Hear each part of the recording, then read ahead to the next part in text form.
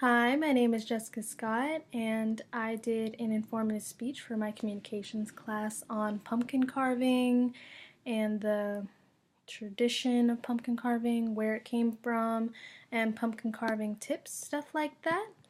As you guys probably know, pumpkin carving is when you buy a pumpkin, take all the insides out, and you carve a face on it, or like an object, or words. But pumpkin carving has been a tradition since the early 1500s, and it originated in Scotland and Ireland. The tradition derived from an urban myth about about a man named Stingy Jack. Well, that was his nickname, and the story is basically he would always trick Satan into a deal that like he wouldn't go to hell even though Jack had too many sins to count. But then when Jack eventually died, he didn't go to hell, as promised, but God also wouldn't allow him in heaven because of all of his sins. So he basically ended up in like a purgatory situation, and they gave him a lump of coal inside a turnip to light his way through purgatory.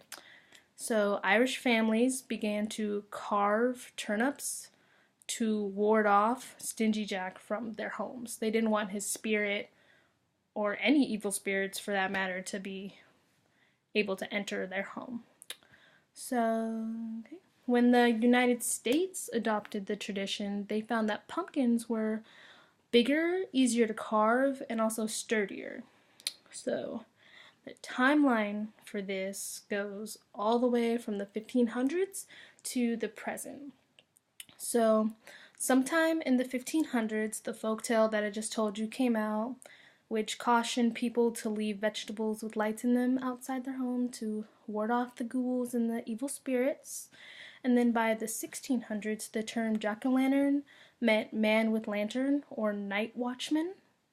Then in the mid 1800s, people started associating the name Stingy Jack with jack-o'-lantern, so that's where that comes from. And then that brings us to the late 1800s, all the way to the present, where carving pumpkins have been a tradition during the Halloween holiday. Pumpkin carving in the United States has become something you can do with your families, your friends, and they even have like competitions you can enter for whoever carves the best pumpkin. And then the first step, if you want to carve a pumpkin, is obviously picking the right pumpkin. You want to make sure it's sturdy, hard, not a lot of bruises in it, and like the shape you want. If you want to pick like an awkward shaped pumpkin, that's cool. It can only give it more personality. So you can do that. And you have to be careful with the tools you pick because some of them are very cheaply made but still like really sharp. So they can break really easily, and you could just be with this blade randomly. So doing it with kids is really important. If you have those tools, you really have to keep an eye on them. Even if we're using like professional sharp like knives, obviously help them out with it because everybody's trying to have fun. We don't want like an accident. So, okay.